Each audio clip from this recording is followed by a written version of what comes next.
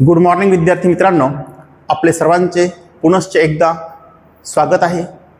आपण आजच्या व्हिडिओमध्ये परिमेय संख्यांचा लहान मोठेपणा कसा ठरवावा याबद्दल शिकणार आहोत।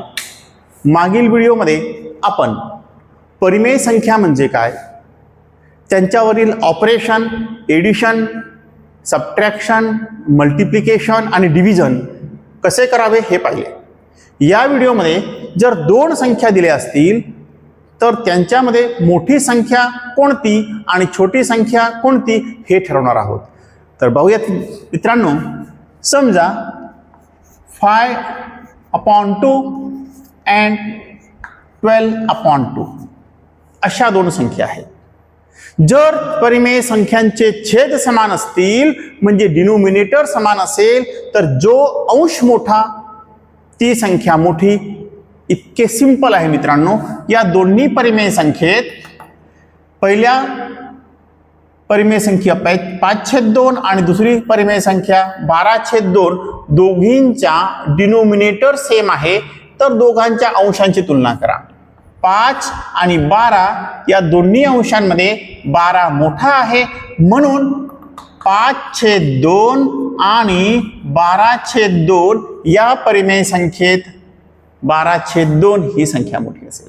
जर छेद समान असेल तर या प्रकारे आपण करू शकतो। समजा एक्झाम्पल नंबर दुसरे घेऊयात। 9/3 12/7 परंतु ही मायनस आहे। आता येथे मात्र डिनोमिनेटर दोघांचे वेगळे आहेत आणि एक संख्या पॉझिटिव्ह आणि एक संख्या निगेटिव्ह आहे। तर अशा वेळेस पॉझिटिव्ह संख्या ही नेहमी निगेटिव्ह संख्येपेक्षा मोठी असते।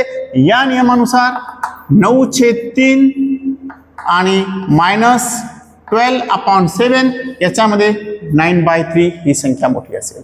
अशा प्रकारे जर छेद समान असतील, पॉझिटिव्ह निगेटिव्ह असेल तर आपण परिमेय संख्यांचा लहान मोठेपणा ठरवता येतो। आता प्रश्न निर्माण होतो, दोघी संख्या निगेटिव्ह असतील किंवा दोघी संख्या पॉझिटिव्ह असतील आणि दोघांचे डिनोमिनेटर डिफरंट असतील तर लहान मोठेपणा कसा ठरवावा। त्यासाठी विद्यार्थी मित्रांनो काही छोटासा एक रूल आहे तो आपण पाहूयात। समजा a/b आणि c/d या दोन परिमेय संख्या आहेत। या दोघींमध्ये दोघांचा छेद वेगवेगळा आहे। पहिल्या परिमेय संख्येत छेद आहे b तर दुसऱ्या परिमेय संख्येत छेद d आहे।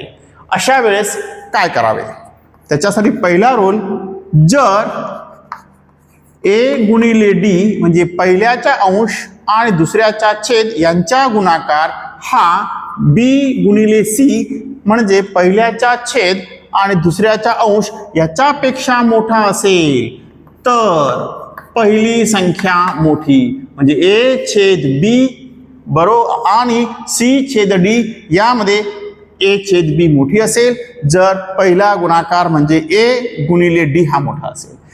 जर याच्या उलट विद्यार्थी मित्रांनो a गुणिले d हा गुणाकार जर b गुणिले c पेक्षा छोटा असेल म्हणजे b गुणिले c हा गुणाकार मोठा असेल म्हणजेच पहिल्याचा अंश आणि दुसऱ्याचा छेद हा गुणाकार मोठा असेल तर दुसरी संख्या मोठी असते। म्हणजे या ठिकाणी a/b लहान झाली आणि c/d मोठी झाली।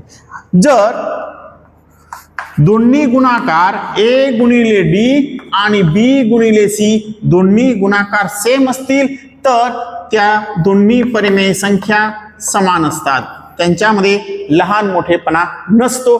अशा प्रकारे आपण हे रूल वापरून उदाहरण सोडवू शकतो। आता आपण दोन परिमेय संख्यांमधील लहान मोठेपणा प्रत्यक्ष सोडून पाहूयात, प्रत्यक्ष ठरवूयात हे रूल वापरून। एक्झाम्पल मध्ये आहे कंपेअर द नंबर, खालील नंबर मधील तुलना करा म्हणजे लहान संख्या आणि मोठी संख्या ओळखा। फर्स्ट एक्झाम्पल 7/8 and 5/7 दोन्ही परिमेय संख्या आहेत, डिनोमिनेटर सेम नाही म्हणजे आपल्याला ओरली करता येणार नाही। त्यासाठी विद्यार्थी मित्रांनो आपण हे रूल वापरणार आहोत।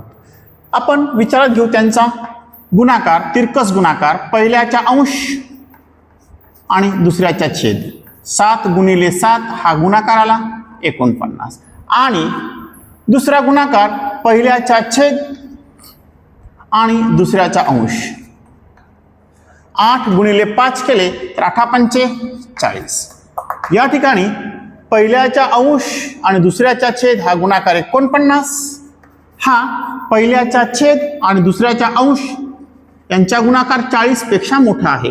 म्हणजे पहिला गुणाकार मोठा आला म्हणून 7/8 हा नंबर 5/7 पेक्षा बिगर असेल, म्हणजे ग्रेटर दॅन असेल. म्हणजे 7/8 ही संख्या 5/7 पेक्षा मोठी असेल. आता मित्रांनो एक्झाम्पल दुसरे पाहूयात. -6/11 आणि 5/12 या नंबरमध्ये दोघांचे छेद वेगवेगळे आहेत. याच प्रकारे सोडूयात. नंबर आहे -6/11 आणि दुसरा नंबर आहे 5/12. विद्यार्थी मित्रांनो एक लक्षात ठेवा, जर मायनस साइन एखाद्या रॅशनल नंबरला असेल मग ते डिनोमिनेटरला असो किंवा सेंटरला साइन दिले असो ते नेहमी अंशालाच कन्सिडर करावे. मग या ठिकाणी आपणास लिहिता येईल -5/12. मागच्या प्रमाणेच पहिल्याचा न्यूमरेटर -6 मल्टिप्लाय बाय दुसऱ्याचा डिनोमिनेटर 12. मल्टिप्लिकेशन आले 12×72 आणि minus sign as it is मल्टिप्लिकेशनच्या नियमानुसार. दुसरा गुणाकार पहिल्याचा छेद आणि दुसऱ्याचा अंश -5. हा गुणाकार केला 11×5 55 आणि मायनस साइन दिले. आता -72 आणि -52 अशा प्रकारे या दोन संख्या गुणाकारामध्ये आल्या. पहिला गुणाकार -72 आणि दुसरा गुणाकार -55. आता -72 आणि -55 आपण जर नंबर लाईनवर पाहिले म्हणजे संख्या रेषेवर पाहिले तर -72 पेक्षा -55 हा नंबर मोठा आहे. या ठिकाणी गुणाकार नंबर दुसरा मोठा आला म्हणून या दोन संख्यांमध्ये -6/11 आणि -5/12 मध्ये दोन नंबरची म्हणजे -5/12 ही संख्या मोठी असेल. अशा प्रकारे इतक्या सिंपल वेने आपण परिमेय संख्यांमधील लहान मोठेपणा कसा ठरवायचा हे पाहू शकतो. विद्यार्थी मित्रांनो चॅनलवरील एक्झाम्पल आवडले असल्यास नक्की लाईक करा आणि सबस्क्राईब करायला विसरू नका.